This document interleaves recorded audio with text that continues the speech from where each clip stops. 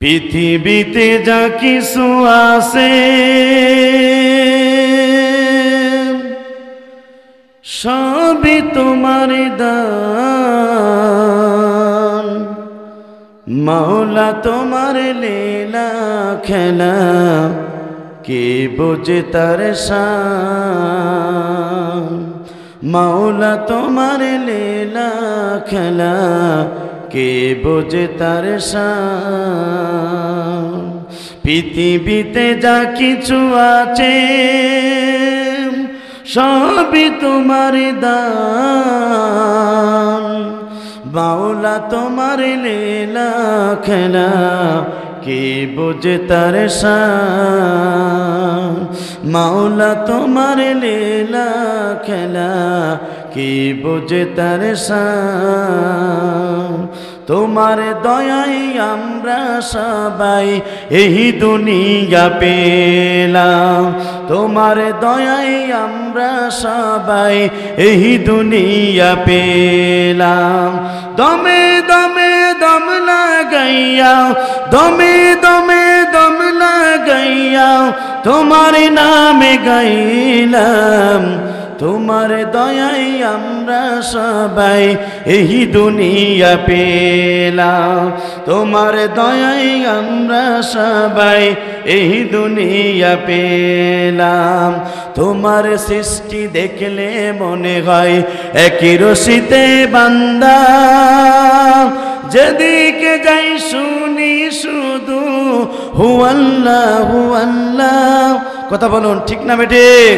তোমার সৃষ্টি দেখলে মনে হয় একই রশিতে বান্ধা, যেদিকে যাই শুনি শুধু হু আল্লাহ হু আল্লাহ। সেই প্রভুর কাছে আমার, সেই প্রভুর কাছে আমার প্রাণটা সঁপে দিলাম। তোমার দয়ায় আমরা সবাই এই দুনিয়া পেলাম, তোমার দয়ায় আমরা সবাই এই দুনিয়া পেলাম। দমে দমে দম লাগাইয়া, দমে দমে দম লাগাইয়া তোমার নামে গাইলাম। তোমার দয়ায় আমরা সবাই এই দুনিয়া পেলাম। তোমায় সিজদা তামাম সৃষ্টি সকাল দুপুর সন্ধ্যা, আমি অধম তারি আদলে হয়ে গেলাম বান্দা। কথা বলুন ঠিক না বেটে? তোমায় সিজদা তামাম সৃষ্টি সকাল দুপুর সন্ধ্যা, আমি অধম তারি আদলে হয়ে গেলাম বান্দা। সেই প্রভুর কাছে আমার, সেই প্রভুর কাছে আমার প্রাণটা সঁপে দিলাম। তোমার দয়ায় আমরা সবাই এই দুনিয়া পেলাম, তোমার দয়ায় আমরা সবাই এই দুনিয়া পেলাম। দমে দমে দম লাগাইয়া, দমে দমে দম লাগাইয়া তোমার নামে গাইলাম। তোমার দয়ায় আমরা সবাই এই দুনিয়া পেলাম। চিৎকার করে বলেন মারহাবা। এরজির কোন লা ইলাহা ও লা ইলাহা সুবহানাল্লাহ আলহামদুলিল্লাহ লা ইলাহা। আসমানে আল্লাহ জমিনে আল্লাহ হায়াতে আল্লাহ মাউতে আল্লাহ লা ইলাহা। ও সুবহানাল্লাহ আলহামদুলিল্লাহ লা ইলাহা। কুরআন আমাদের সংবিধান,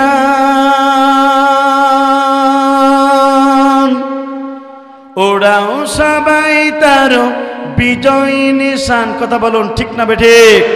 আপনার আমার সংবিধানের নাম কি? কারা কারা মুসলমান দুহাত তুলে আল্লাহকে দেখান।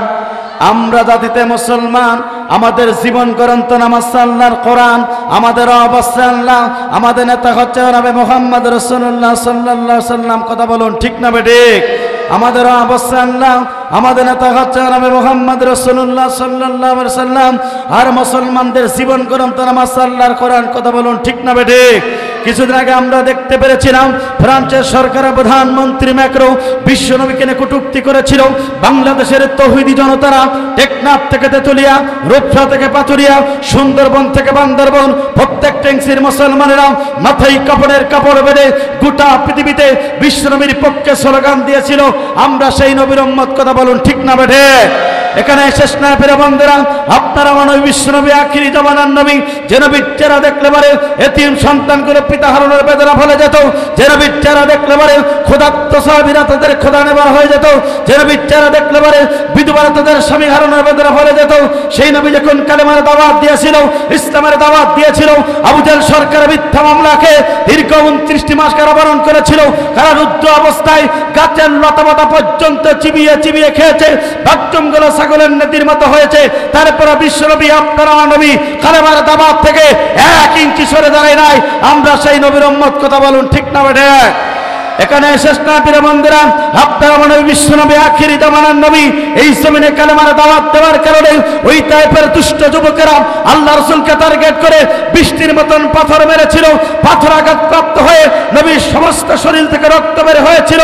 অর্থাৎ তাইফের ময়দানে আপনারা নবী বিশ্ব নবী আখিরি জামানার নবী 3টি বারের বেহুশ হয়ে গিয়েছিল। তারপরে বিশ্ব নবী কালেমার দাওয়াত থেকে 1 ইঞ্চি সরে দাঁড়ায় নাই। আমরা সেই নবীর উম্মত। কথা বলুন ঠিক না বেঠে? এখানে শেষ না প্রিয় বন্ধুরা, আপনারা মানব বিশ্ব নবী আখিরি জামানার নবী, এই জমিনে কালেমার দাওয়াত দেওয়ার কারণে উহুদের ময়দানে দান্দার ব্যবহারে শহীদ করতে হয়েছিল। এই জমিনে কালেমার দাওয়াত দেওয়ার কারণে মাতৃভূমি ছেড়েছিল, পিতৃভূমি ছেড়েছিল। তারপরে বিশ্ব নবী কালেমার দাওয়াত থেকে 1 ইঞ্চি সরে দাঁড়ায় নাই। আমরা সেই নবীর উম্মত। কথা বলুন ঠিক না বেঠে? এখানে শেষ না প্রিয় বন্ধুরা, এই জমিনে কালেমার দাওয়াত দেওয়ার কারণে নবীর প্রিয় সোনা সাহাবীগণ পর্যন্ত তারা হাত দিয়েছেন, চোখ দিয়েছেন, কান দিয়েছেন, বুকের রক্ত দিলে এই জমিনকে সিক্ত করেছে। রাসূলের প্রিয় সোনা সাহাবীগণ পর্যন্ত বাতিল শক্তির কাছে 1 ইঞ্চির জন্য মাথা নত করে নাই। আর ওলামা ওয়ারাসাতুল আম্বিয়া, হক্কানি নবীদের উত্তরসূরি হতে হক্কানি আলেমগণ, সেই হক্কানি আলেমগণ যখন গোটা পৃথিবীতে কালেমার দাওয়াত দিয়েছিল, ইসলামের দাওয়াত দিয়েছিল, জাতির লোকদেরকে জাহান্নাম থেকে বাঁচিয়ে আল্লাহর জান্নাতের পথের ঠিকানা ব্যবস্থা গ্রহণ করেছিল। যুগে যুগে যত ইসলাম বিরোধী, কোরআন বিরোধী অর্থাৎ স্বৈরাচার ছিল, ওই স্বৈরাচাররা আলেমদেরকে মিথ্যা মামলা দিয়ে অন্ধ প্রকার জীবন যাপন করিয়ে অসংখ্য আলেমকে পৃথিবীর বাস্তব বিদায় গ্রহণ করেছে। তারপরে একজন হক্কানি আলেম বাতিল শক্তির কাছে 1 সেকেন্ডের জন্য মাথা নত করে নাই। আফসোস লাগে, দুঃখ লাগে প্রিয় বন্ধুরা, লক্ষ্য করুন, যিনি গোটা পৃথিবীতে 50টা বছর ধরেই এই কোরআনের তাফসীর করেছিল, কাবা ঘরে 3 দিনের থেকে পড়ার সুযোগ পেয়েছিল, 2 রাকাত নামাজ পড়ার সুযোগ পেয়েছিল, যার কণ্ঠে কোরআনের তাফসীর শুনে হাজার হাজার ইহুদি নাস্তিকরা কালেমা পড়ে মুসলমান হয়ে গিয়েছিল। তার জন্য গোটা পৃথিবীর মুসলমান কাঁদে, তার জন্য এই বাংলাদেশের অসংখ্য মুরব্বীরা পর্যন্ত তাই নামাজে বসে বলে কাঁদে, তার জন্য এই বাংলাদেশের তরুণ প্রজন্মের ব্যক্তিগুলা অর্থাৎ যুবকগুলা বুকের রক্ত দিলেই এই জমিনকে সিক্ত করেছে। তারপরে কোরআনের পাখি অর্থাৎ আল্লামা সাঈদী পর্যন্ত বাতিল শক্তির কাছে 1 সেকেন্ডের জন্য মাথা নত করে নাই।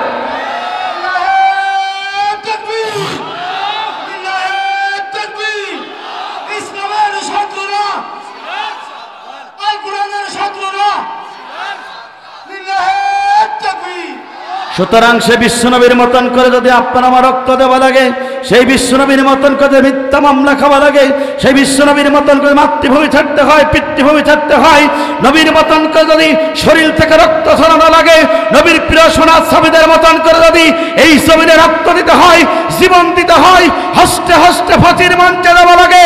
অর্থাৎ এই জাতির শ্রেষ্ঠ তাফসীরকারক যিনি 13টি বছর ধরে অর্থাৎ 16টি বছর ধরে অর্থাৎ জালিমের জুলুমের শিকার হয়ে 13টি বছর ধরে মিথ্যা মামলা খেয়ে অন্ধপ্রকার জীবন যাপন করেছিল, অর্থাৎ কোরআনের পাখিকে পাঁচের রাশ থেকে খুশি করার জন্য ওই জালেমরা ইঞ্জেকশনের মাধ্যমে বিষ প্রয়োগ করে কোরআনের পাখি আল্লামা সাঈদী বিদায় করেছিল। তারপর ওদের বাতিল শক্তির কাছে 1 সেকেন্ড যেন মাথা নত করে নাই। সুতরাং কোরআনের পাখির মতন যদি রক্ত দিতে হয়, জীবন দিতে হয়, বাংলাদেশে মুসলমানদেরকে যদি হত্যাদপ্পেকে আমাকে রক্ত দিতে হয়, যদি জীবন দেওয়া লাগে, হাসতে হাসতে ফাঁসির মঞ্চে দেবো, জীবন দেবো, কিন্তু কোরআন ছাড়বো না। কারা কারা দুহাতের এলাকা দেখে দেয় তারা তারা। লিল্লাহে তাকবীর, লিল্লাহে তাকবীর। আল কোরআনের আলো দুনিয়ার মুসলিম, কোরআন হাদিস শিখানে। লিল্লাহে তাকবীর। কোরআন আমাদের সংবিধান, ওরাও সবাই তার বিজয় নিশান। নেতা আমাদের রাসূলুল্লাহ, লা ইলাহা লা ইলাহা লা ইলাহা ইল্লাল্লাহু মুহাম্মাদুর রাসূলুল্লাহ সাল্লাল্লাহু আলাইহি ওয়াসাল্লাম। আলহামদুলিল্লাহ, বাংলাদেশের দক্ষিণ পশ্চিম অঞ্চলের বাংলাদেশের ঐতিহ্যবাহী বিভাগ খুলনা বিভাগের ইসলামী আন্দোলন এক উর্বর পটভূমি, রক্ত স্নাতক জেলা, ঝিনাইদহ জেলার কালীগঞ্জ থানার ঐতিহ্যবাহী এলাকা। জীবনের অনেকটি দিন যেখানে কেটেছে, কাষ্টভাঙ্গা উত্তরপাড়া জামে মসজিদের উদ্যোগে আজকের এই নবম বার্ষিক তাফসীরুল কোরআন মাহফিলের মজ্জাজ মুহতারাম সাহেবে সদর সম্মানিত সভাপতি, বয়বৃদ্ধ জ্ঞানবৃদ্ধ আলেমে দ্বীন, যার ছাত্র হতে পারলে নিজেকে ধন্য মনে করতাম, মাওলানা মোহাম্মদ আবু বকর সিদ্দিক, সহকারী অধ্যাপক বেলার দৌলতপুর আলিম মাদ্রাসা ও খতিব কাষ্টভাঙ্গা উত্তরপাড়া জামে মসজিদ, আতানুল্লাহ ফি হায়াতি। আমরা দোয়া করি আল্লাহ পাক তার গোলামকে গোটা জীবনটা ইসলামের জন্য, কোরআনের জন্য কবুল করুক। চিৎকার করে বলুন আল্লাহুম্মা আমিন। আজকের তাফসীর কোরআন মাহফিলের বিশেষ আকর্ষণ, সুরের মঞ্চনে আপনাদেরকে ধন্য করেছেন আমার চেনেহের ছোট ভাই ইনামুল হাসান বিন নূর ক্যাডেট মাদ্রাসার সম্মানিত কালচারাল শিক্ষক, ইসলামী সঙ্গীত শিল্পী জনাব মোহাম্মদ হুমায়ুন কবির। আমরা দোয়া করি আল্লাহ পাক তার গোলামকে গোটা বাংলাদেশের প্রত্যেকটা ইঞ্চি জমিনে অপসংস্কৃতি বেড়াদারে যখন দেশটায় ছয়লাভ, সে সময় ইসলামী সংস্কৃতির জন্য তার কণ্ঠকে কবুল করুক। চিৎকার করে বলুন আল্লাহুম্মা আমিন। আজকের এই তাফসীর কোরআন মাহফিলের সম্মানিত প্রধান বক্তা, আন্তর্জাতিক খ্যাতিসম্পন্ন মুফাসসির কোরআন, আমার অত্যন্ত শ্রদ্ধ ব্যক্তিত্ব, বড় ভাই, গোটা বাংলাদেশের ভক্তি জগতে উজ্জ্বল জ্যোতিষ্ক, বাতিলের আতঙ্ক, ইসলামী আন্দোলন এক উর্বর পটভূমির যশোরের কৃতি সন্তান, আন্নুর ফাউন্ডেশনের সম্মানিত চেয়ারম্যান জনাব হযরত মাওলানা ইনামুল হাসান বিন নূর। আমরা দোয়া করি আল্লাহ পাক তার গোলামকে জাতির এই ক্লান্তিক অবস্থায় যেন কণ্ঠকে কোরআনের জন্য, ইসলামের জন্য কবুল করুক। চিৎকার করে বলুন আল্লাহুম্মা আমিন।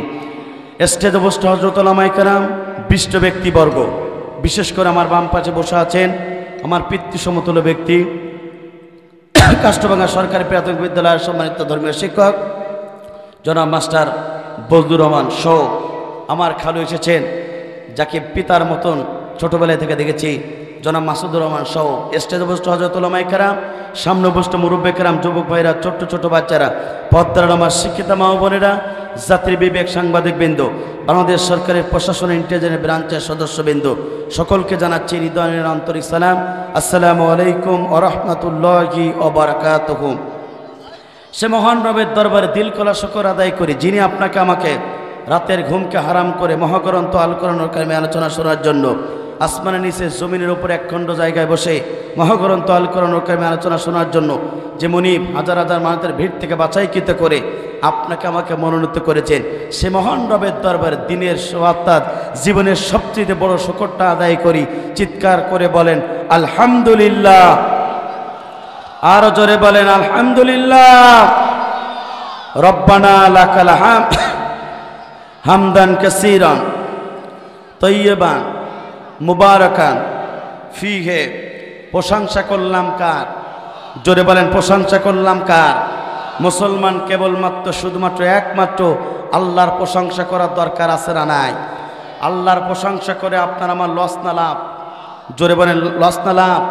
এই জন্য আমরা আরেকবার শুকর আদায় করি, চিৎকার করে বলেন আলহামদুলিল্লাহ। দুরূদ এবং সালাম যাপন করি বিশ্বমানবতার একমাত্র দিশারি বিশ্ববানাদিবিদ আমার নবী নবীদের সর্দার যে নবী গোটা পৃথিবীতে মানুষের তৈরি করা আইনের গোলামি না করে কেবলমাত্র শুধুমাত্র একমাত্র এই জমিনে কালেমার দাওয়াত দেওয়ার কারণে, ইসলামের দাওয়াত দেওয়ার কারণে নির্যাতিত হয়েছে, নিষ্পেষিত হয়েছে, নিগৃহীত হয়েছেন।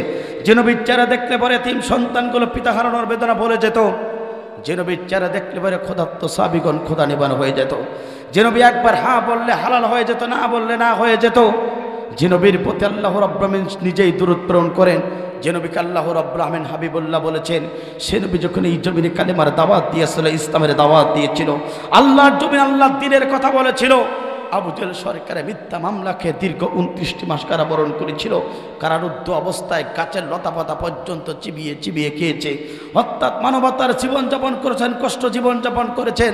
তারপরও আপনার নবী বিশ্বনবী আখেরি জমানার নবী কালেমার দাওয়াত থেকে 1 ইঞ্চি সরে দাঁড়ায় নাই। কথা বলুন ঠিক না বেঠিক?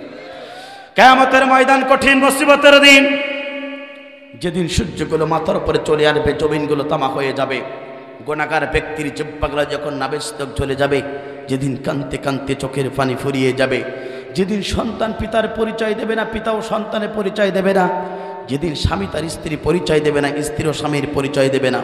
কত অবৈধ নেতার আপনি স্লোগান দিয়েছেন, আমার নেতার চরিত্র ফুলের মতন পবিত্র, যদু নেতা নামাজ পড়ে না, কত গাঞ্জা খাবার ভক্ত। কিয়ামতের এই কঠিন মুসিবতের দিনে ওই নেতা আপনাকে দেখলে ব্যাগ গেড়ে দড়ি মারার জন্য চেষ্টা করবে, যেদিন কেউ কারোর জন্য সামান্য উপকার করতে পারবে না, সামান্য বিন্দু পরিমাণ সুপারিশ করার সাহস পাবে না। আজকে যারা এই কোরআনের তাফসীর মাহফিল আসলাম আর কোরআনের জন্য বসে গেলাম, ওই বিভীষিকা অবস্থায় আপনার আমার নবী বিশ্বনবী আখেরি জামানার নবী হাউজে কাউসারের পানির পিয়ালা নিয়ে আপনার আমার জন্য অপেক্ষমান থাকবে।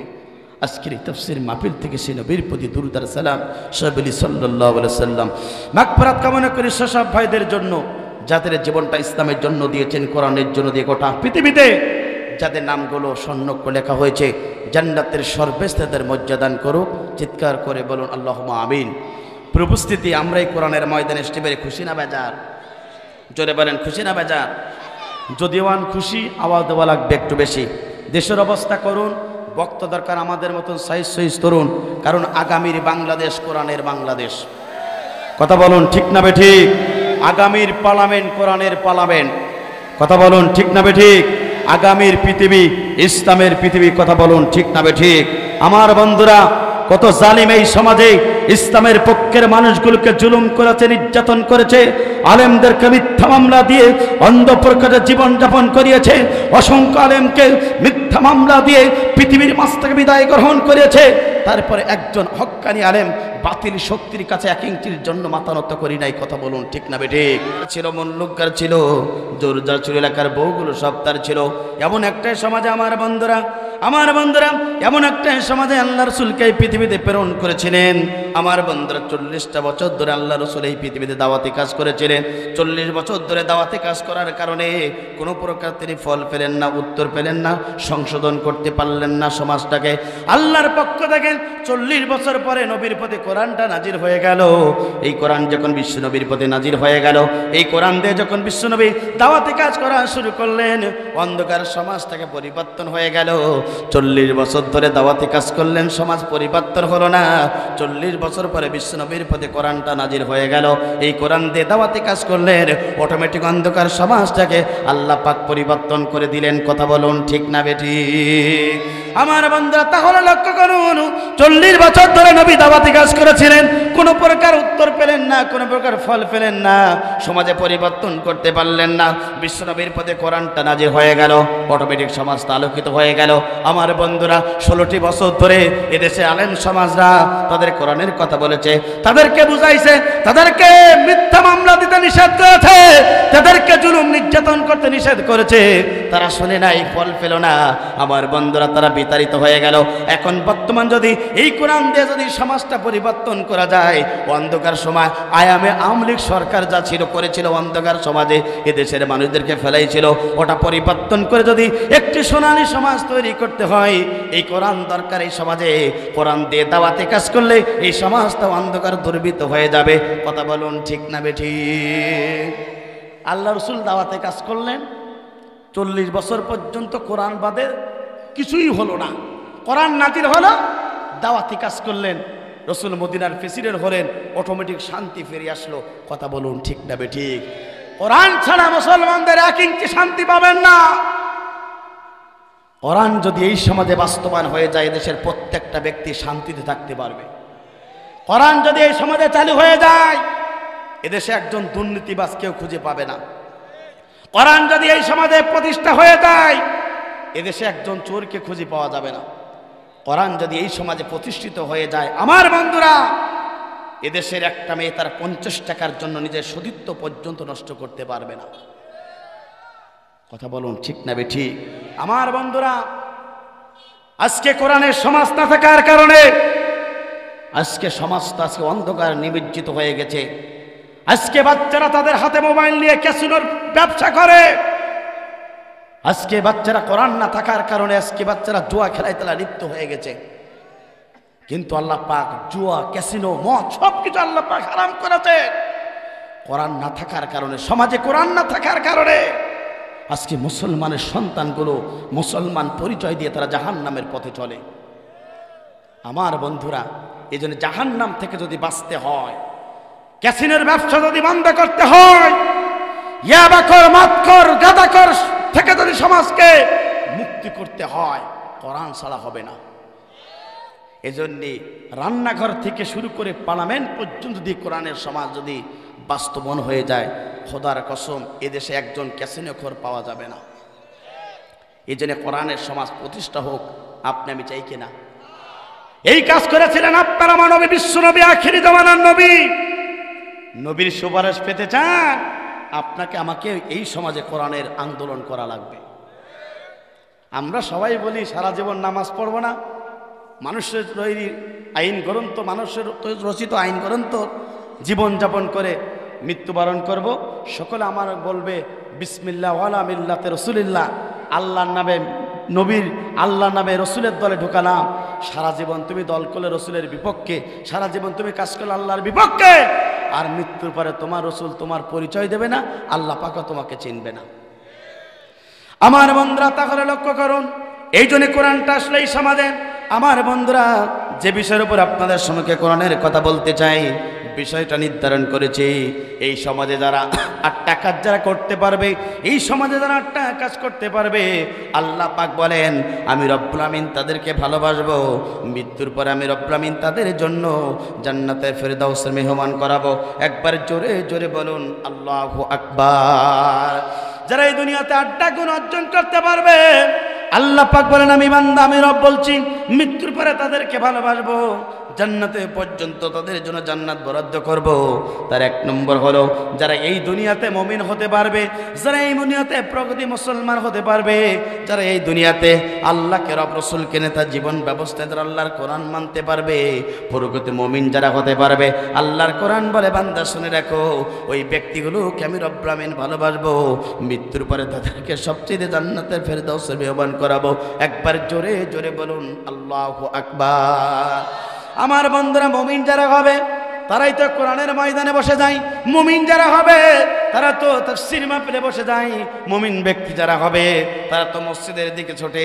মুমিন ব্যক্তি যারা হয় আল্লাহর কোরআন দিয়ে তারা জীবনটা পরিচালিত করতে চায়। যারা মুমিন ব্যক্তি হবে এই জমিন আল্লাহর জন্য তারা সময় ব্যয় করে। কথা বলুন ঠিক না বেঠিক? আর আল্লাহ পাক বলেন বান্দা শুনে রাখো, ওই মুমিন ব্যক্তির সম্মুখে যখন কোরআনের কথা বলা হয়, ওই মুমিন ব্যক্তির সম্মুখে যখন রাসূলের হাদিস থেকে আলোচনা শুরু করা হয়, ওই মুমিন ব্যক্তির জীবনের সবচেয়ে 2টা বড় উপকার হয়। একবার জোরে জোরে বলুন আল্লাহু আকবার। 1 নম্বর হলো আমার বান্দারা, মুমিন ব্যক্তির সম্মুখে যখন কোরআনের কথা বলা হয়, যতটুকু ঈমান নিয়ে তারা কোরআনের তাফসীর মাহফিলে আসলো, কোরআন শোনার কারণে আমার বন্ধুরা তাদের ঈমানটা আস্তে আস্তে করে বৃদ্ধি পেয়ে যায়। একবার জোরে জোরে বলুন আল্লাহু আকবার। এটা আমার কথা না, মহাগ্রন্থ আল কোরআনুল কারীমের কথা। আল্লাহ পাক বলেন ইন্নামাল মুমিনুনা আল্লাযীনা ইযা যুকিরাল্লাহু ওয়াজিলাত কুলুবুহুম ওয়া ইযা তুলিয়াত আলাইহিম আয়াতুহু জাদাতুহুম ঈমানাও ওয়া আলা রাব্বিহিম ইয়াতাওয়াক্কালুন। يتوكلون আল্লাহ পাক বলেন মুমিন তো তারা ওই মুমিন ব্যক্তির সম্মুখে যখন কোরআনের তাফসীর করা হয়, মুমিন ব্যক্তির সম্মুখে যখন বিশ্বনবী হাদিস থেকে আলোচনা শুরু হয়, মুমিন ব্যক্তি যখন কোরআনের তাফসীর মাহফিলে আসে, এক নম্বর উপকার হলো যতটুকু ঈমান নিয়ে তারা কোরআনের তাফসীর মাহফিলে বসে গেল, কোরআনের আলোচনা শোনার কারণে, কোরআনের তাফসীর শোনার কারণে আস্তে আস্তে করে তাদের ঈমানটা বৃদ্ধি পেয়ে যায়। একবার জোরে জোরে বলুন আল্লাহু আকবার। মুমিন ব্যক্তির সম্মুখে কোরআনের তাফসীর করা হলে মুমিন ব্যক্তির জীবনের ঈমান বেড়ে যায়। আত্ম লাগে, দুঃখ লাগে। 16টি বছর ধরে এদেশের অসংখ্য হক্কানি আলেমগণ এই কোরআন থেকে তাফসীর করেছিল। ওই আবু জাহলের অনুসারীদের ঈমান পানি নাই, আবু জাহলের বাচ্চার মতন জীবনে সবটাই শয়তানি বেড়েছিল। কথা বলুন ঠিক না বেঠিক? যদি উচিত কথা কই পিঠের উপর দিয়ে যাবে মই, এ জ্বালা কেমনে সই? তারপরে সত্য কথা বলতে হবে, আপনাদেরকেও সত্য কথা শোনা লাগবে। কথা বলুন ঠিক না বেঠিক? বাংলার মুসলমান পরে আল্লাহর নাফরমান, বিপদে যখন পড়ে ফেলাই চোখের পানি। আল্লাহ কয় তোরা যে কত সিটিং ব্যাস, তাও আসমানের মালিক আমি জানি। কথা বলুন ঠিক না বেঠিক? ধরে মোল্লা ধরে না, ধরলে মোল্লা ছাড়ে না, সবাই ধরে বারবার, মোল্লারা ধরে একবার। এই মোল্লা যাদেরকে ধরেছে জানাজার নামাজ তাদের পড়াই লেগেছে। কথা বলুন ঠিক না বেঠিক? বঙ্গবন্ধুর ভাষণ জিয়া কেটেছেন খান, ফখরুদ্দিন, মঈনুদ্দিন, সব ঘোড়ার দিন দেখা শেষ। আগামীর বাংলাদেশ এই কোরআনের বাংলাদেশ। কথা বলুন ঠিক না বেঠিক? এই জন্য মুমিন ব্যক্তির সম্মুখে কোরআনের কথা বলা হলে মুমিন ব্যক্তির ঈমানটা বেড়ে যাবে। দ্বিতীয় নম্বর উপকার হলো ওই মুমিন ব্যক্তিরা দুনিয়ার কোনো জালিমের কাছে মাথা নত করে না, দুনিয়ার কোনো স্বৈরাচারের কাছে মাথা নত করে না, তারা আল্লাহর কাছে মাথা নত করে। আর আল্লাহর প্রতি যারা ভরসা করে, আমার বন্দারা মুমিন ব্যক্তি যখন আল্লাহর প্রতি ভরসা করে, ওই মুমিন ব্যক্তির বিজয় তখন আল্লাহ রাব্বুল আমিন দিয়ে দেয়। কথা বলুন ঠিক না বেঠিক? তার বাস্তব প্রমাণ হলো 2024 সালে 5 আগস্টের আগের দিন পর্যন্ত আমার বন্ধুরা 2024 সালে 5 আগস্ট পর্যন্ত এদেশের অসংখ্য জালিমরা বলেছিল আমাদের বুলেটে তোমাদের জীবনটাকে সরকার করে দেওয়া হবে। ছাত্র আন্দোলন ভাইরা, ছাত্র ভাইরা বলেছিল বন্ধুরা শুনে রাখো, তোমাদের মেশিন গানের বুলেটটা যদি আমাদের বুকের জীবনের বুকের উপরে ঝাড়ঝাড় করে দেয়, তাহলে আমরা একবারের জন্য বাতিলের কাছে মাথা নত করবো না। কথা বলুন ঠিক না বেঠিক? ওই মুমিন ব্যক্তি ছাত্র যখন আল্লাহর প্রতি ভরসা করেছিল, আল্লাহর পক্ষ থেকে সাহায্য হয়েছিল, আর এই মুমিন ব্যক্তিগুলো বাংলার জমিনে বিজয় লাভ করলো। কথা বলুন ঠিক না বেঠিক? এই জন্য আমার বন্ধুরা মুমিন যারা হবে, মুমিন যারা হবে, মুসলমান যারা হবে, তাদেরকে ভালোবাসবেন তিনি কে? জোরে বলেন তিনি কে? আমার বন্ধুরা লক্ষ্য করুন, এই জন্য আপনাকে আমাকে প্রকৃত মুমিন হতে হবে, প্রকৃত মুসলমান হতে হবে। আপনি যে প্রকৃত মুসলমান যদি হতে পারেন, আপনি আমি যদি এই সমাজ আল্লাহর পক্ষে থাকতে পারেন, আল্লাহর জন্য জীবনটা যদি দিতে পারেন, তাহলে আল্লাহ রাব্বুল আমিন আপনাকেও ভালোবাসবে। কথা বলুন ঠিক না বেঠিক? এরপর অন্য আয়াত আল্লাহ রাব্বুল আমিন বান্দা শুনে রাখো, তুমি যদি 3টা গুণ অর্জন করতে পারো, আমি রব্বুল আমিন জানিয়ে দিচ্ছি তারাই হলো সমাজের সবচেয়ে সত্যবাদী, তারা হলো সমাজের সবচেয়ে প্রকৃত মুমিন। চিৎকার করে বলুন আল্লাহু আকবার। কথাকার আল্লাহ পাক বলেন ইন্নামাল মুমিনুনাল্লাযীনা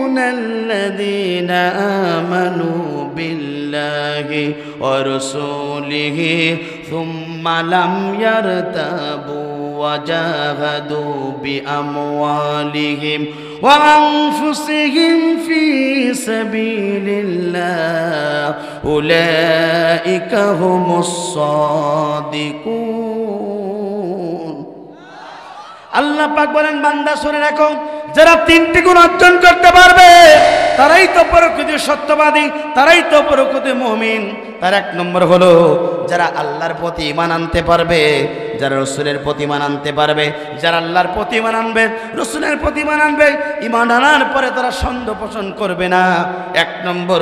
2 নম্বর হলো যাদের জান দিয়েছেন আমি, মাল দিয়েছেন আমি, অর্থাৎ জান এবং মাল যারা আল্লাহর রাস্তায়, আল্লাহর দ্বীন কায়েমের পক্ষে যারা খরচ করতে পারবে, আল্লাহ পাক বলেন বান্দা শুনে রাখো, ওরাই হলো সমাজের সবচেয়ে প্রকৃত মুমিন। আর যারা প্রকৃত মুমিন হবে, আল্লাহ পাক তাদেরকে ভালোবাসবে।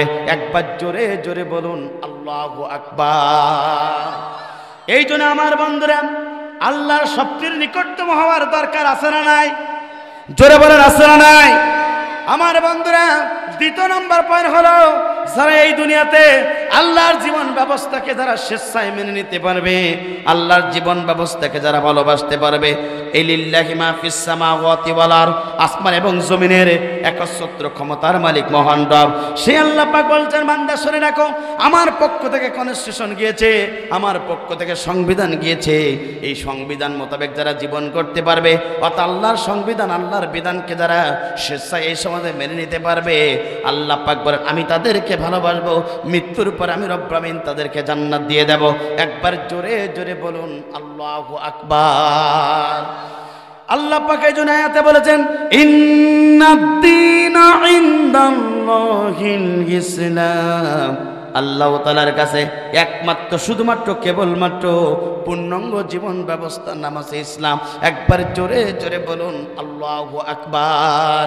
ইসলামে the complete code of life, পূর্ণাঙ্গ জীবন ব্যবস্থা হচ্ছে ইসলাম। এই ইসলামকে আপনাকে মানতে হবে, এই জীবন ব্যবস্থাকে আপনাকে আমাকে মানতে হবে। এই জীবন ব্যবস্থা বিজয় করার জন্য আপনার আমার নবীকে এই পৃথিবীতে আল্লাহ রাব্বুল আমিন তাকে প্রেরণ করেছিলেন। একবার জোরে জোরে বলুন আল্লাহু আকবার। সেটা আল্লাহ পাক কুরআনুল কারীমের ভিতরে ঘোষণা করলেন, হুয়াল্লাযী আরসালা রাসূলাহু বিল হুদা ওয়া দীনিল হক লিইজহিরাহু আলাদ-দীনি কুল্লিহি ওয়া লাহু কারিহাল মুশরিকুন। আল্লাহ পাক বলেন, তিনি তো সেই সত্তা যিনি তার রাসূলকে সত্য দিন সহকারে এই পৃথিবীতে প্রেরণ করেছিলেন। এ নবী, তোমার দায়িত্ব এবং কর্তব্য হলো দুনিয়াতে যত মানব রচিত আইন জীবন ব্যবস্থা আছে, দুনিয়াতে যত আমার বন্ধুরা মানব রচিত যত আইন ব্যবস্থা আছে, সমস্ত আইন ব্যবস্থাকে ডাস্টবিনে ফেলাই দিয়া আল্লাহর জমিনে আল্লাহর দিন প্রতিষ্ঠা করার জন্য আল্লাহ রাসূলকে এই পৃথিবীতে প্রেরণ করেছিলেন। এ নবী, আপনি শুনে রাখেন, আপনি যখন এই সমাজে এই দিনের দাওয়াত দেবে, কালিমার দাওয়াত দেবে, হকের দাওয়াত দেবে, তোমার সমাজ যারা ইসলাম সহ্য করতে পারে না, তোমার সমাজ যারা হত্যা মুশরিক থাকবে, তোমার প্রতি অসন্তুষ্ট হবে, এটাই সত্য কথা।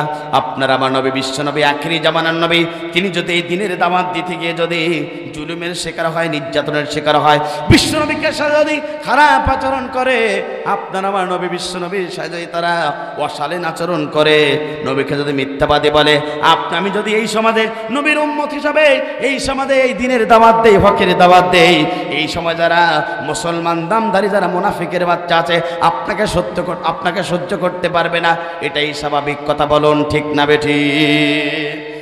কিন্তু একটিবারের জন্য চিন্তা করলেন না, একটিবারের জন্য আপনি চিন্তা করলেন না, আপনার আমার নবী বিশ্ব নবী, আখিরি জামানার নবী, এই জমিনে এই দিনের দাওয়াত দিতে গিয়ে কত কষ্ট করেছেন, কত জুলুমের শিকার হয়েছে, নির্যাতনের শিকার হয়েছে।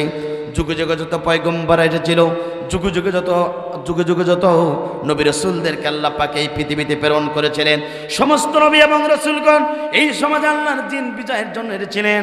আমার বন্ধুরা লক্ষ্য করুন, এই পৃথিবীর প্রথম রাসূল নাম তার ছিল নূহ আলাইহিস সালাতু ওয়াস সালাম। তিনিও কালেমার দাওয়াত দিয়েছিল, দ্বীনের দাওয়াত দিয়েছিল, হকের দাওয়াত দিয়েছিল।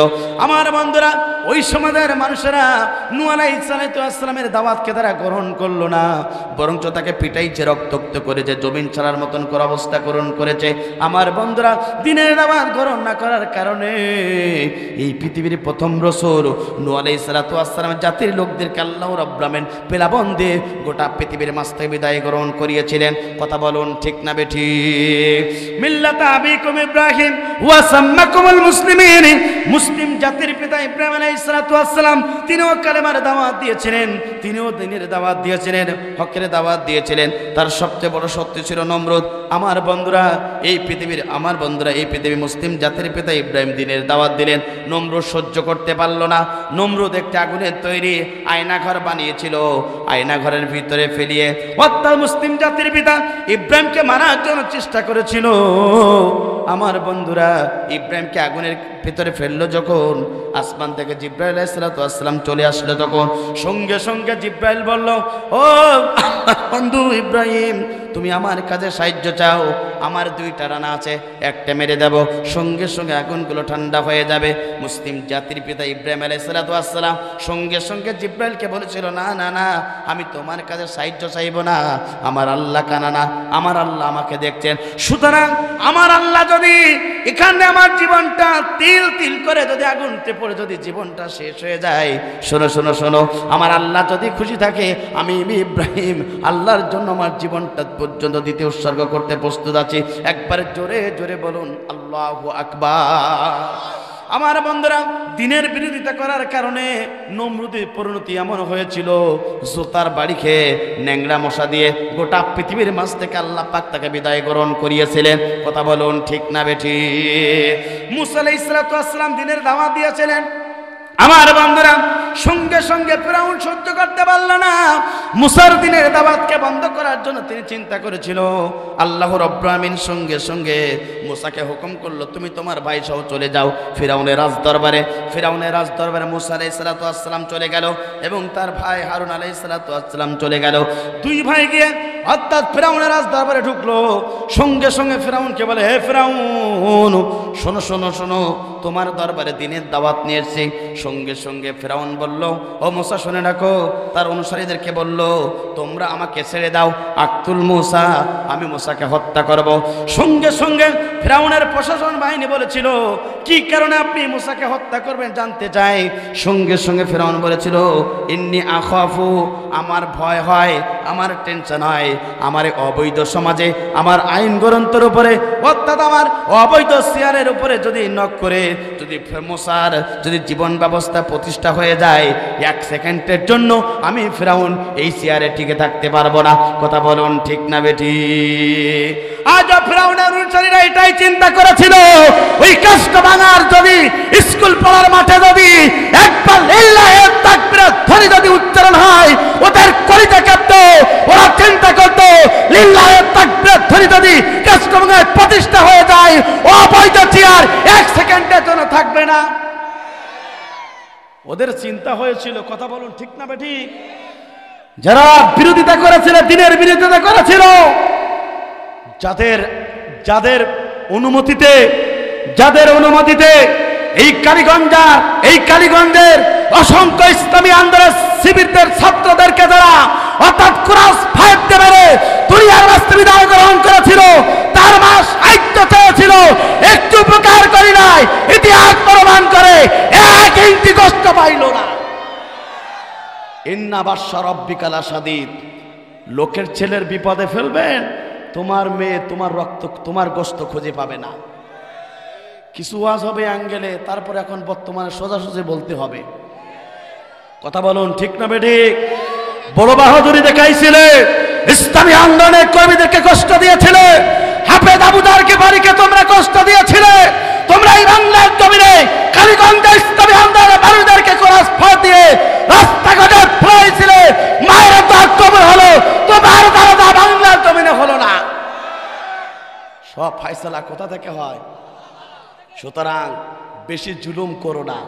আল্লাহ পাক কিন্তু সব অবলোকন করেন, আল্লাহ সব কিছু দেখেন। আমার বন্ধুরা, এই জন্য আপনাকে বিশ্বাস করতে হবে। এই সমাজে আমি চলেছি, আমি দেখেছি কত কষ্ট করেছি। আমার বন্ধুরা, এই কষ্ট ভাঙার প্রত্যেকটা মানুষের কাছে আমি ঋণী। আমি গত আগস্টে মালয়েশিয়াতে তাফসীর মাহফিলে আমি একটি সেমিনারে গিয়েছিলাম। যাওয়ার আগে এই কাস্টমার মানুষের কাছে দোয়া নিয়েছিলাম। এই কাস্টমার মানুষ তোমার হৃদয়ের সম্পর্ক আমি মনে করি, যত বড় হই না কেন, এই কাষ্ট ভাঙার প্রত্যেকটা ইঞ্চি মানুষের কাছে আমি ঋণী। আমার বন্ধুরা, সুতরাং স্পষ্ট কথা, কোরআনের পক্ষে চলবো, বাতিল শক্তির কাছে 1 ইঞ্চির জন্য মাথা নত করবো না। আমার বন্ধুরা লক্ষ্য করুন, তাহলে মুসা আলাইহিস সালাম দিনের দাওয়াত দিয়েছিলেন, ফিরআউন সহ্য করতে পারল না। মুসাকে মারার জন্য পিছন দিক থেকে তাবড় দেওয়া শুরু হয়ে গেল। মুসা আলাইহিস সালাম চলে গেলেন পানির কাছে, অর্থাৎ নিম্নদের প্রান্তে চলে গেলেন। মুসা বলেন, আল্লাহ, পিছনে আছে ফিরআউনের বাহিনী, সামনে আছে নদী, এখন আমি কি করি? আল্লাহ পাক মুসাকে বললেন, মুসা টেনশন করো না, তুমি তোমার হাত দিয়ে একটা পানিতে আঘাত করো। মুসা আলাইহিস সালাতু ওয়াস সালাম আঘাত করলেন, 12টি রাস্তা হয়ে গেল। সেই 12টি রাস্তা দিয়ে মুসা আলাইহিস সালাতু ওয়াস সালাম অনুসারী সহ তারা রাস্তা নিরাপদে স্থানে পৌঁছে গেল। একবার জোরে জোরে বলুন আল্লাহু আকবার। মনে বড় দাঁড়া রে পাঞ্জাবিওয়ালা। ফেরাউন চিন্তা করলো, ও মুসা কই যাও, আজকে তোমাকে কেউ রক্ষা করতে পারবে না। সঙ্গে সঙ্গে মুসার রাস্তায় ফেরাউন উঠে গেল। আল্লাহ পাক বলল, তোর সাইজ করবো ডিজিটাল কায়দায়। তুই 16টি বছর ধরে নাই, অনেক বছর ধরে আমার মুসাকে তুই জ্বালাইছে। আর এই দেশে অসংখ্য দিন নয়, 16টা বছর ধরে মুসার অনুসারীদেরকে জ্বালাইছে। আল্লাহ পাক সাইজ করেছে। কথা বলুন ঠিক না বেটি?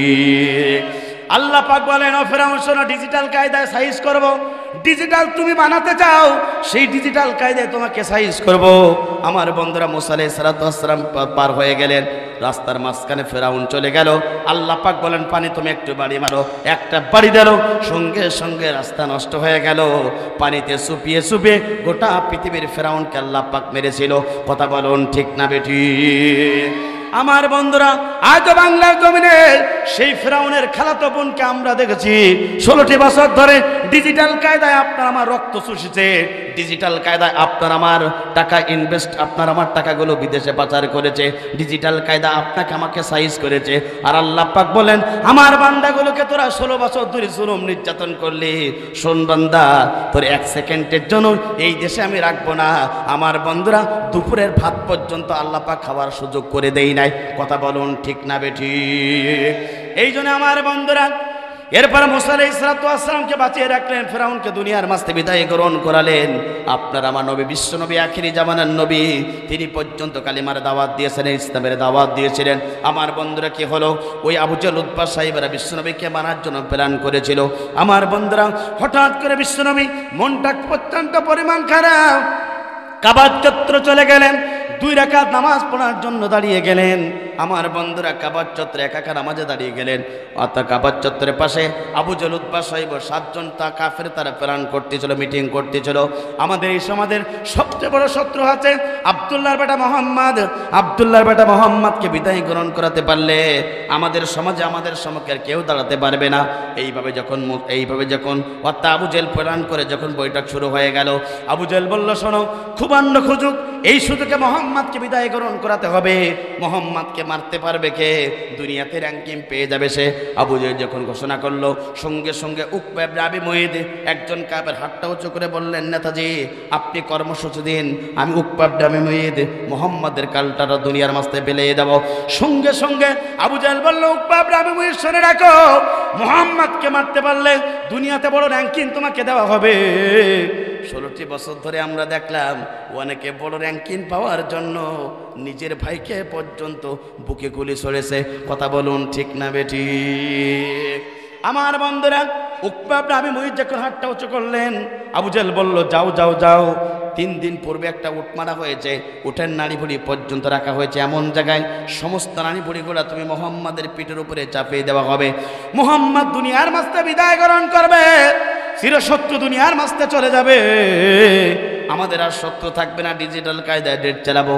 আমার বন্ধুরা, এই কথা যখন আবু জাহল বলল, উকবা ইবনে আবি মুঈদ একটা দৌড় দিলেন, উটের সমস্ত নাড়ি ভুড়ি পর্যন্ত নিয়ে আসলেন বহন করে। আল্লাহ নবী সেই সময় কাবার চত্বরে সিজদা অবস্থায় ছিলেন। সমস্ত নাড়ি ভুড়িগুলা আল্লাহ রাসূলের পিঠের উপরে চাপাই দেওয়া হলো। বিশ্ব নবী কষ্ট পায়, সিজদা থেকে উঠে দাঁড়াতে পারে না, চোখ দুই রক্তিম বন্ধ হয়ে গেল, বুকটা পর্যন্ত শুকিয়ে যাবার মতন হলো। কাবার চত্বরে কেউ তো নেই যে মোহাম্মদকে সাহায্য করবে। আপনার আমার নবী, বিশ্ব নবী, আখিরি জামানার নবী, এই সমাজে কালেমার দাওয়াত দেওয়ার কারণে, ইসলামের দাওয়াত দেওয়ার কারণে কতটা কষ্ট করেছে, কতটা জুলুমের শিকার হয়েছে, কতটা নির্যাতনের শিকার হয়েছে। প্রিয় কাষ্টভাঙাবাসী, একটু বারের জন্য একটু চিন্তা করুন। মনে করেন একটু নামাজ পড়েছি, রোজা রেখেছি, মৃত্যুর পরে আমি জান্নাতে চলে যাব, কিন্তু বিবেকের কাছে একটি প্রশ্ন করলেন না যে নবী এই দুনিয়াতে দিনের দাওয়াত দেওয়ার কারণে জেল খাটলো, মিথ্যা মামলা খেলো, যে নবী কালেমার দাওয়াত দেওয়ার কারণে কাবার চত্বরে উঠেন নাড়ি বুড়ি পর্যন্ত চাপানো হয়েছিল। আপনার আমার নবীর পিঠের উপরে নাড়ি বুড়ি চাপানো, মনে হয় দুনিয়ার মাঝ থেকে দূর রসুল চলে যায়। এই দৃশ্য দেখলেন রসুলের প্রিয়তম সাহাবী আব্দুল্লাহ ইবনে মাসউদ রাদিয়াল্লাহু তাআলা আনহু, প্রতিবাদ করতে পারলেন না, চলে গেলেন নবীর প্রিয় কলিজার টুকরা ফাতেমার বাড়ির দিকে। ফাতেমাকে বললেন, ও কলিজার টুকরা ফাতেমা, দেরি করো না, দেরি করো না, ঘর থেকে তাড়াতাড়ি বেরিয়ে চলো। তোমার বাবাকে মারার জন্য কাবার চত্বরে উঠে নাড়ি বুড়ি পর্যন্ত তোমার বাবার পিঠের উপরে চাপাই দেওয়া হয়েছে। আবু জেহেল তোমার বাবাকে দুনিয়ার মাঝে বিদায় গ্রহণ করাতে চায়। ও ফাতেমা, তুমি দেরি করো না, যদি তোমার বাবাকে পেতে চাও জীবিত অবস্থায় ঘর থেকে তাড়াতাড়ি বেরিয়ে যাও। বিশ্বনবীর কলিজার টুকরা ফাতেমা দেরি করলেন না, ঘর থেকে বেরিয়ে গেলে কাবার চত্বরে চলে আসলেন। দেখলেন নবী নিজের বাবার পিঠের উপরে অর্থাৎ উঠেন নাড়ি পুড়ি পর্যন্ত চাপালো। বিশ্বনবীর কলিজার টুকরা ফাতেমা নিজে হাত দ্বারা সমস্ত নাড়ি বুড়ি চাপিয়ে আত্মা সরিয়ে ফেললেন। বিশ্বনবী সিজদা থেকে উঠলেন, দেখলেন দুইটা চোখ রক্তিম বর্ণ হয়ে গেল, বুকের উপরে কলিজা শুকিয়ে যায়। ফাতেমা জিজ্ঞাসা করে, আব্বা, জন্মের পূর্বে আপনি আপনার বাবাকে হারিয়েছিলেন, একটিবারের জন্য বাবা ডাকতে পারেন না। জন্মের পরে আপনি আপনার মাকে হারিয়েছেন, মা বলে ডাকতে পারে নাই। দূর থেকে বাড়ি আসলে আপনি আমাকে মা বলে ডাকতে। আব্বা যান, কেন তারা আপনাকে মারতে চাই জানতে চাই। আপনি কি তাদের কোনো ঘর বাড়িতে আগুন জ্বালিয়েছে? বিশ্বনবী দুই চোখ দিয়ে পানি পড়ে টপ টপ করে জমিনে। ফাতেমাকে বলে, ফাতেমা, আমি তাদের সম্পদ নষ্ট করি নাই, ঘর বাড়িতে আগুন জ্বালাই নাই, আমি তাদের কোনো ক্ষতি করি না। ও মা, তাহলে কেন তারা মারতে চাই? শোনো, আমি একটি কালেমার দাওয়াত দিয়েছিলাম, যার কারণে আবু জেহেল প্ল্যান করে আমাকে দুনিয়ার মাঝ থেকে বিদায় গ্রহণ করাতে চাই। কথা বলুন ঠিক না বেটি? বললেন মা, ও ফাতেমা, লা ইলাহা ইল্লাল্লাহ মুহাম্মদ রাসূলুল্লাহ, এই কালিমার দাওয়াত দেওয়ার কারণে তারা আমাকে মারতে চায়। মা, আমার কলিজা শুকিয়ে যায়, তুমি একটু পানির ব্যবস্থা গ্রহণ করো। বিশ্বনবীর কলিজার টুকরা ফাতেমা চলে গেলেন। পাশে একটা আঙ্গুর বাগান ছিল, মালিক ছিল আদ্রাস। আদ্রাসের ভাইয়ের কাছে গিয়ে বলে, আদ্রাস, তুমি আমার বাবার জন্য একটু আঙ্গুরের ব্যবস্থা গ্রহণ করো। আদ্রাস বাগানের ভিতরে ঢুকলেন, কিছুটা আঙ্গুর নিলেন, কিছুটা চাপ দিলেন, এক গ্লাস আঙ্গুর ফলের রস হলো। এই রসটুকু নিয়ে রসুলের কলিজার টুকরা ফাতেমা নিজের বাবার কাছে গেল, বাবাকে সেবন করালেন, গায়ে একটু শক্তি হলো। আল্লাহ নবী দুহাত তুলে এবার আল্লাহর কাছে দোয়া করে, আল্লাহ, কাবার চত্বরে মনটা খুব খারাপ, 2 রাকাত নামাজ পড়ার জন্য কাবার চত্বরে ছিলাম, কিন্তু এই কাবার চত্বরে ওই আবু জেহেল উতবা সাহেবরা মিলে আমাকে দুনিয়ার মাঝ থেকে বিদায় গ্রহণ করাতে চায়। আল্লাহ, তোমার কাছে দোয়া করি, আমি নবী বেঁচে থাকতে থাকতে জানো ওই আবু জেহেলটা ধ্বংস হয়ে যায়। বলুন তো, দুনিয়ার সমস্ত দোয়া ব্যর্থ হতে পারে, নবীর দোয়া কি ব্যর্থ হবে? নবী দোয়া করলেন, 100% কবুল হয়ে গেল। সমস্ত কাফেরের কর্ণকুহরের ভিতরে সমস্ত শব্দ চলে গেল, সবাই টেনশনে পড়ে গেল। বদরের প্রান্তরে যুদ্ধ হলো পরের বছর। 7 জন কাফের মুআজ এবং মাঝের কাছে তারা ধ্বংস হয়ে গেল। একবার জোরে জোরে বলুন আল্লাহু আকবার। নবী দোয়া করেছিল, আমার বন্ধুরা, আবু জেহেল ধ্বংস হয়েছিল, আর বাংলার জমিনের সবচেয়ে তাফসীর কারো, জাতির শ্রেষ্ঠ সন্তান, শ্রেষ্ঠ তাফসীর কারো, কোরআনের পাখি আল্লামা সাঈদী বলেছিল, শোনো শোনো শোনো, তোমরা যদি আমাকে অন্যায়ভাবে দুনিয়ার মাঝে বিদায় গ্রহণ করো, আমি কোরআনের পাখি আল্লামা সাঈদী বলছি, 1 বছর ক্ষমতার মস্তকে থাকতে পারবে না। আল্লামা সাঈদীকে বিদায় গ্রহণ করালো যদি 1 বছর নাই, 11 মাস 20 দিনের ভিতরে ওই জালিমরা দুনিয়ার মাঝ থেকে, বাংলার জমিন থেকে লেস কোটাতে কোটাতে তাদের বাড়ি চলে গেল। রাসূল দোয়া করেছিলেন কাবা ঘর চত্বরে, আবু জেহেল গায়বারা ধ্বংস হয়েছিল, আর কোরআনের পাখি আল্লামা সাঈদী দোয়া করেছিল ওই জালেমরা ধ্বংস হয়েছিল। কথা বলুন ঠিক না বেটি? এই জন্য যুগে যুগে যারা কালিমার দাওয়াত দিয়েছে, যুগে যুগে যারা হকের দাওয়াত দিয়েছে, জুলুম নির্যাতন এনেছে, তারপরও তারা কিন্তু দিনের দাওয়াত থেকে 1 ইঞ্চি সরে দাঁড়ায় নাই। আপনি আমি আল্লাহর গোলাম, প্রিয় নবীর উম্মত হিসাবে এই সমাজে রসুলের দিনের দাওয়াত এই সমাজে বাস্তবায়ন হোক, আপনি আমি চাই কিনা? এই দিনের কাজ কারা কারা করতে চান দুহাত তুলে আল্লাহকে দেখান। লিল্লাহে তাকবীর, লিল্লাহে তাকবীর। আমরা এদেশের প্রধানমন্ত্রী হতে চাই না, আমরা এদেশের এমপি হতে চাই না, আমরা এদেশের ক্ষমতার বাস্তবে যেতে চাই না। এই জমিনের মালিক আল্লাহ, আসমানের মালিক আল্লাহ। আমাদের বক্তব্য হলো পার্লামেন্টে কোরআন দিয়ে চালাতে হবে। মুসলমান হিসেবে আপনার এই সিদ্ধান্ত যদি একমত পোষণ না করেন, নামাজ যদি হক দেখাত করে আল্লাহর জান্নাত পাওয়া যাবে না, তো আল্লাহর জমিনে কিয়ামতের দিন প্রতিষ্ঠাতা না হয়। আমরা দেশের প্রধানমন্ত্রী হতে চাই না, আমরা চাই কোরআন দিয়ে দেশ চলবে। কোরআন দিয়ে দেশ চললে এদেশের একজন দুর্নীতিবাজ খুঁজে পাওয়া যাবে না। কোরআন দিয়ে দেশ চললে এদেশের কোনো ইয়াবাখোর, মদখোর, গাঁজাখোর আর উৎপাদন হবে না। কোরআন দিয়ে দেশ চললে দিনের কাজ কেউ তাহাজ্জুদ সময় করতে পারবে না। কথা বলুন ঠিক না বেঠিক? আমার বন্ধুরা, তৃতীয় নম্বর পয়েন্ট হলো, যে তোমার সংক্ষিপ্ত আলোচনা, তৃতীয় নম্বর পয়েন্ট হলো যারা যারা আল্লাহর জন্য ব্যবসা করবে, আল্লাহ পাক বলেন আমি তাদেরকে ভালোবাসবো, জান্নাতে প্রবেশ করাবো। চিৎকার করে বলেন আল্লাহু আকবার। আল্লাহ পাক বলেন হে ইমানদারগণ, আমি কি তোমাদের এমন একটা ব্যবসার সন্ধান দেব না যে ব্যবসা করলে কঠিন জাহান্নাম থেকে আল্লাহ পাক তোমাদেরকে বাঁচিয়ে দেবে। চিৎকার করে বলেন আল্লাহু আকবার। সেই ব্যবসা করতে গেলে পুঁজি লাগবে, পুঁজি। সেই পুঁজির প্রথম মূলধন হলো আমার বন্ধুরা, তোমরা আল্লাহর প্রতিমান আনবে, রসুলের প্রতিমান আনবে। চিৎকার করে বলেন আল্লাহু আকবার। তোমাদের জান দেওয়া হয়েছে, মাল দেওয়া হয়েছে, জান এবং মাল দিয়ে আল্লাহর জমিনে আল্লাহর দিন প্রতিষ্ঠার আন্দোলনে সম্পৃক্ত হতে পারবে। এই ব্যবসা করলে লাভ, কোনো লস?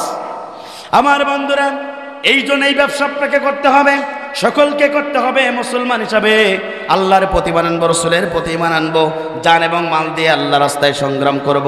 এবার আল্লাহ পাক বলেন বান্দা শুনে রাখো, তুমি যদি আল্লাহর প্রিয় বান্দা হতে চাও তাহলে শুনে রাখো, দুইটা জিনিসের বিনিময়ে আমি তোমাদেরকে পছন্দ করব, বিনিময়ে তোমাদেরকে জান্নাত দেব।